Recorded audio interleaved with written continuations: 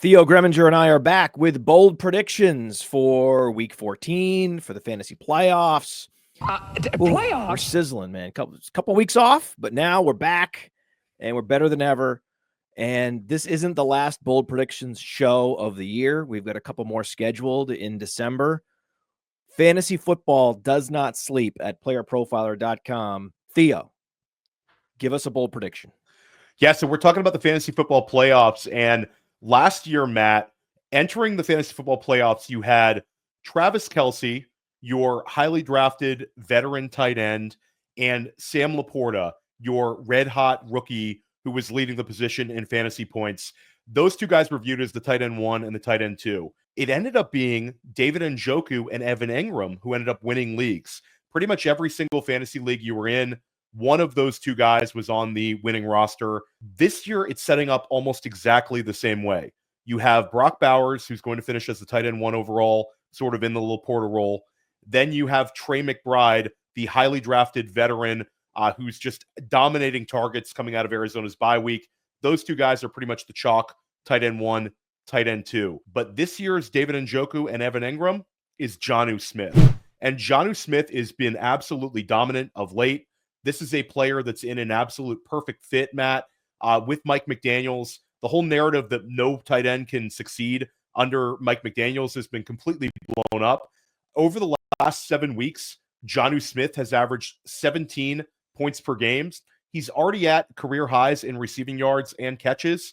He's only 28 years old. And it's one of these guys where you always think he seems older. There's been a bunch of guys like that this year where it's like I got to actually check their age. Jonnu Smith's 28 years old. And Matt, he's dominating in so many metrics. He's got a higher yards per route run than any tight end besides George Kittle. And over at Player Profiler right now, Matt, if you open up the Jonnu Smith player page at Player Profiler, he is in the top 20 in every single category, and he's in the top 5 to 10 in the ones that matter most. He's 7th in tight end targets. He's 12th in tight end target share. He's 5th in tight end target rate, and he is top 12 in air yards, top 10 in air yard share, pretty much everything. Yards after the catch, we talked about that before. He's number 2. He's always been a yak monster. This is a player that is so effective, and it's sort of come out of nowhere because we were so enthusiastic about the wide receivers, but it's going to be Jonnu Smith who's the one who's going to absolutely smash when we come to the fantasy football playoffs. I'm so excited to have Jonnu Smith on a bunch of rosters. Here we are, Matt. Jonnu Smith, league winner at the tight end spot. Why not? A lot of targets this year. Just hasn't been getting the touchdowns. Finally, everything's clicking into place for Jonnu Smith. It's funny where the coach analysis somehow is the thing that is the reason to get off Jonnu Smith. Meanwhile, you mentioned a metric where he's number 2 and number 1 is George Kittle. And every time we hear about Mike McDaniel, it's in the context of, well, he is the disciple of who? Kyle Shanahan. So now, big surprise. You got Kittle and Jonnu Smith. And if you look at Jonnu Smith's workout metrics on Player Profiler and his overall profile, how they use him, especially with the yak, he looks a lot like George Kittle with his play style. So this all makes perfect sense to me. Late round tight end was the strategy this year, clearly. Jonnu was not the best late round tight end to draft, though. It was Brock Bowers. So my bold prediction is that Brock Bowers will be drafted first overall in fantasy drafts next year. There will be articles written promoting drafting Brock Bowers at the 101 because his production is at a wide receiver 1 level, but he's a tight end. And the comparison of what the projected fantasy points are going to be for Brock Bowers in the context of that offense, where there's just Jacoby Myers, there's nothing else there. And even this year, for the rest of the year, it's going to be hard to beat Brock Bowers. Every week I look up, DJ Turner's out for the year. There's just no more options left in Las Vegas other than Brock Bowers. And he's number 1 in deep targets, so he's getting down the seam. He's already number 1 in fantasy points per game. But if you look at the probability that he would score a fantasy point on any given down and distance, given the accuracy of the pass, that's what we use to calculate the expected fantasy points per game at Player Profiler. It's actually 18.1. So he's already number 1 in fantasy points per game among tight ends. but he should be even better. Even better. Look at all these metrics. I mean, just pick one. Whether it's target share, top 5. Whether it's dominator rating, number 2. Explosive rating, number 2. And it's important to note he's 21 years old. And that is going to be the analysis this year. That is how so many analysts are going to make that leap to, okay, there's very little target competition. They're going to upgrade the quarterback. They're going to be in shootouts in that AFC West division. That will be the argument to get leverage at tight end. If you want to optimize your fantasy point scoring versus the competition, you got to get Brock Bowers in the first round, even if it means going up and drafting him at the 101. The hype will get that strong around Brock Bowers this year. Watch it happen. Watch it happen. Think back to this particular moment where I said it would happen. When you're reading the article, when you're reading the tweet, remember I said this. And we took a little bit of heat, Matt, because we moved him to Dynasty tight end 1 overall very quickly, and the people wanted to kind of see it first kind of deal. But this has always been a player that has been sort of the chosen one at the position. It's a perfect storm with how they're using him. And simply put, Matt, it's one of these rare tight ends that if you just move the positional distinction off of him, he's a lock first rounder next year anyway. Brock Bowers is the truth. And last summer I said that he's a bigger Jordy Nelson with some Shannon Sharp mixed in. And people are like, what are you doing, Theo? He's going to be better than Jordy Nelson in terms of statistics when it's all said and done. So I think you're spot on.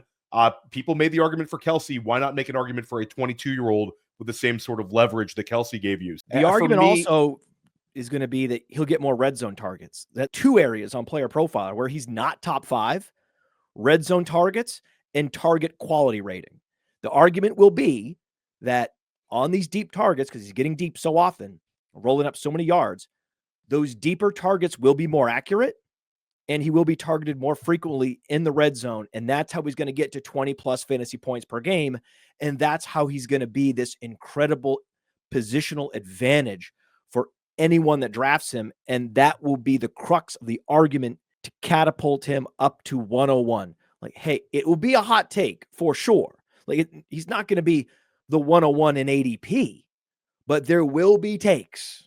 There will be positions and flag plants that you see around fantasy football. Hey, you got to get this guy at all costs.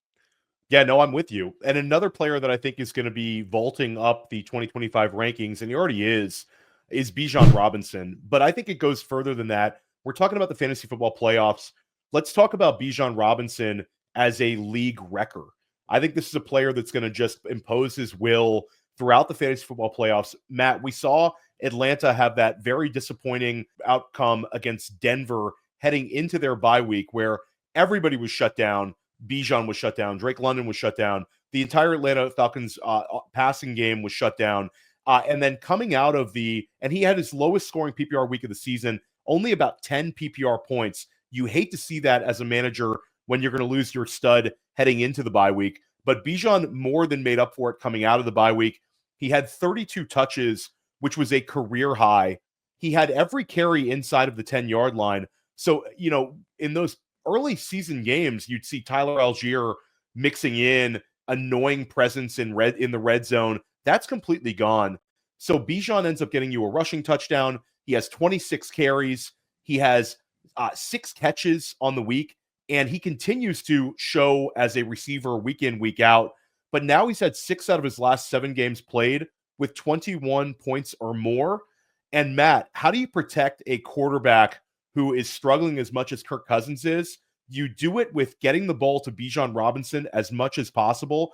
I think Bijan is going to absolutely smash. I think he will end up being the 103 in 2025 drafts, right behind Jamar Chase and Saquon Barkley, ahead of your guy, Brock Bowers, our guy, Brock Bowers. Well, there will still be arguments to take Bowers at the 101. There will also be plenty of very sound arguments, more sound arguments for making Bijan Robinson the 101. Bijan Robinson was the only running back I was drafting in the first round this year. Just say no to Christian McCaffrey and his injury history. And the idea that anyone was selecting Breece Hall over Bijan Robinson was ridiculous at the time. It was ridiculous all summer, and it's still ridiculous. It never made any sense. I never understood it. Atlanta's a better offense. Bijan's a better running back. That's all I need to know. Okay. And here we are. And then the same thing is going to happen next year where it's going to be Saquon Barkley. And I'm like, no, it's all about Bijan Robinson. If you want a first round running back, the beauty is with Bijan Robinson, you don't have to use the 101 oftentimes. I love it. We'll get to a world where eventually he's the first running back off the board. But until then, draft the hell out of him. And Matt, he's got more receptions than Breece Hall right now. And that was one of the big narratives was that Breece Hall led the NFL in receptions. Therefore, he will go nuclear this season with improved rushing statistics. But Bijan is averaging over 3 points more per game. That's a huge edge when guys are drafted side by side with one another. So completely with you. You've got a fun running back take as well. Well, Robust RB did very well this year, led by Bijan Robinson and many others, whether it be, Achane and Mixon and James Cook and on down the list. So many of the top 50 drafted running backs have hit this year, other than Pacheco, McCaffrey. There's been a handful of busts at running back, but an all-time low for top 50 drafted running back busts this year. However, zero running back will make a comeback in the fantasy football playoffs. There will be plenty of zero RB teams that cash in the fantasy football playoffs, that get positive returns in best ball, that win championships in season-long leagues. And the zero RB back that you're going to want in the playoffs is Tony Pollard. He is a league winner. And if you have him at RB2, you have Bijan at RB1, you have Pollard at RB2, you might as well cash your ticket now. But go ahead. Just go up to the window and cash it now. You've won, right? Tony Pollard has the following schedule the next 4 weeks. Are you ready for this? Are you ready for this? Yes. I don't think you're ready for this. No, I'm ready. I'm not ready for it. Excited. Before I tell you this, just understand he's top 10 in carries, top 5 in targets. He's top 5 in weighted opportunities, which, puts a premium on targets because targets are more valuable. And when you look at opportunity share, the percentage of opportunities, both running back targets and running back carries for the entire backfield, his opportunity share is the exact number that you're looking for in a bell cow back. 75% on the dot. 75.0%. That is Tony Pollard's opportunity share. And it's only going to go up in the fantasy football playoffs. That's all we've seen in recent weeks. With or without Tajay Spears, it's all about Tony Pollard. Here's the schedule. This week, week 14, Jaguars. Week 15, Bengals. Week 16, Colts. Week 17, they lean on a lead to crush the Jaguars, right? How can the Titans win a game? Well, they can play the Jaguars. Oh, that's right. So this is everything we dreamed of. If you've had him and you've been playing him and you've been unhappy with some of the weekly results just because, hey, this team doesn't score touchdowns, or he's been getting all the opportunities but hasn't quite been converting those into actual fantasy points, well, it all happens now. Yeah, no, I'm with you. I think Tony Pollard's a really, really strong value for the rest of the season. Love the Pollard call, and I have plenty of Tony Pollard, so I hope you're right on that one. I have a fun one running back wise.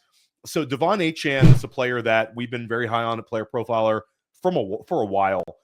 Matt and I, we kind of called the Breakout on the Sonic Truth podcast. And this year, so much of a maturation as a receiver out of the backfield.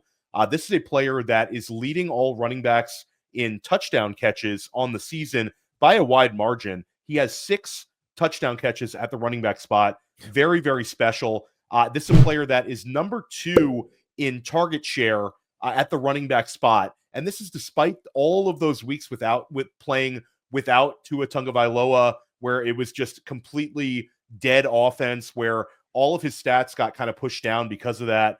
If Tua would have stayed healthy the entire season, we could be talking about Devon Achane being the league winner instead of Saquon Barkley. And Devon Achane is averaging 21.9 points per game. since Tua Tagovailoa has come back from the IR. He's just been red hot. And Matt, all but one game has been 20 points or more. But for me, my prediction is, we talked about the 6 receiving touchdowns. I think he goes on an absolute tear to end the season. And I think he ties the all-time record set back in 1931. And we have Jerick McKinnon and Marshall Faulk are the two most recent running backs. Those guys have 9 touchdown grabs on the year. That was in 2022 and in 2001 for Marshall Faulk. I think Devon Achane is going to go absolutely nuts to end the season. He's getting a 20% target share. He's incredibly efficient, and it's an offense that really needs to get him the ball to succeed. But if you look at the schedule, the Jets are falling apart. They go into Miami this weekend. Then you've got a shootout potential in Houston, where Miami goes on the road and plays the Texans next week. Then you have the 49ers, another team sort of heading in the wrong direction, going into Miami. And then in week 17, you get a perfect storm. You have the Dolphins heading into Cleveland with a team that is red hot passing the ball. It screams shootout. The only thing that could deter this prediction is winter weather. So we're hoping that we just get no snow that day in Cleveland. And I think Devon Achane is going to hit this record. Why not? Why not? Anytime you can bring in 1939 outcomes, a guy tying a record set in 1939, I'm in favor of it. That has to be bold. That's how you get on the bold prediction show. We'll stick with my 0 running back redemption theme. Tony Pollard, we know Chase Brown is hitting. So there's certainly some 0 RB backs that are helping fantasy teams, that are helping people win leagues. Bucky Irving, one of those. One that isn't as talked about, but is set to absolutely destroy this week in particular, Rico Dowdle. So Rico Dowdle, he's going to be the high-scoring running back this week, facing Cincinnati. He's starting to consolidate the opportunity share in Dallas. Perfect matchup, as I talked about, with the Bengals. But then look at the fantasy playoffs. Week 1, Carolina. Week 2 of the fantasy playoffs, it's a home game against Tampa, and then he's got a shootout in Philadelphia. Look at the advanced metrics on Rico Dowdle. He's top 25 in weighted opportunities. He's top 12 in targets, and all these numbers are going up. Just in recent weeks, he's been, top 5, even top 10 in a bunch of these opportunity metrics, and I don't see any reason for that to change. And for that reason, I think he's not going to outproduce Tony Pollard. Tony Pollard is the league-winning hero running back for the 0 RB teams. 0 RB. He's the league-winning 0 RB running back. But Dowdle will outscore Chase Brown and Bucky Irving and all the other late-round running backs the rest of the way. Bold. I will say bold, bold, bold. This is not soft takes. This is bold takes. My bold prediction is George Pickens is a top 3 wide receiver this week. Last week, he had 16 PPR points, Matt, but he had his lowest target share of the season. Russell Wilson, of course, was cooking, had over 400 passing yards. I think this week it's really shaping up to be another shootout. The Browns sort of have a way of imposing their will on you with their combination of touchdown scoring and turnovers. I think this game goes over. I think George Pickens goes absolutely nuts. He leads the NFL, Matt, in end zone targets, and he's 9th in target share at 27%. Air yard share, he's top 5. Total air yards, he's 3. Deep targets, Matt, he's number 3. This guy is a player profiler special. George Pickens gets an absolute smash week. I think he gets about, I'm going to say, 25 PPR points, and he absolutely crushes Pittsburgh and Cleveland. That's a game that goes over the total, a high-scoring game. As it turns out, for Russell Wilson to cook, he needed to leave Seattle. Finally, years later, Russ is cooking, and George Pickens is the biggest beneficiary of that. In the fantasy playoffs, we have some pocket passers with some struggling schedules, right? I know you're going to play Jared Goff regardless because of the potency of that offense, but the Detroit schedule is not good for quarterback. Also, Seattle Seahawks face some really difficult defenses for quarterbacks. Minnesota Vikings and Sam Darnold. I don't much care. Because the guys I want to talk about with my final two predictions are mobile quarterbacks. That's who I'm starting week in, week out. And a sleeper to help win leagues out of the quarterback position, especially late round quarterback with mobility, is Bo Nix. So Bo Nix has a great schedule. We'll talk about the schedule in a minute. But I just want to talk about some of these metrics. He's been milking time in the pocket. That's the big criticism of Bo Nix. That doesn't let the ball go in time, right? He has 90 pressured throws, even though he has plenty of time to throw, right? He's making his offensive line look bad, but he's number one in deep ball attempts. I don't much care if he's living dangerously back there, if he's launching the ball deep. Anytime you have a quarterback that is throwing deep and is running for first downs and touchdowns with his legs, that's a recipe for a top 5 quarterback. That's how Russell Wilson was a top 5 quarterback in Seattle for so many years. There was 2 things Russell Wilson could do well: throw deep to the outside and scramble. And that's what Bo Nix is doing. Bo Nix replacing Russell Wilson in Denver. Ironically, Bo Nix will be a top 5 quarterback with his arm and his legs in the fantasy playoffs. The schedule is Indianapolis, going to do it with his arm. He's got the Chargers in week 16. He's going to help his fantasy output by running to evade pressure against the Chargers in week 16. And then in week 17, guess who he faces? The best possible matchup for a quarterback. He gets the Bengals. So you want Bo Nix in the fantasy football playoffs. Giddy up.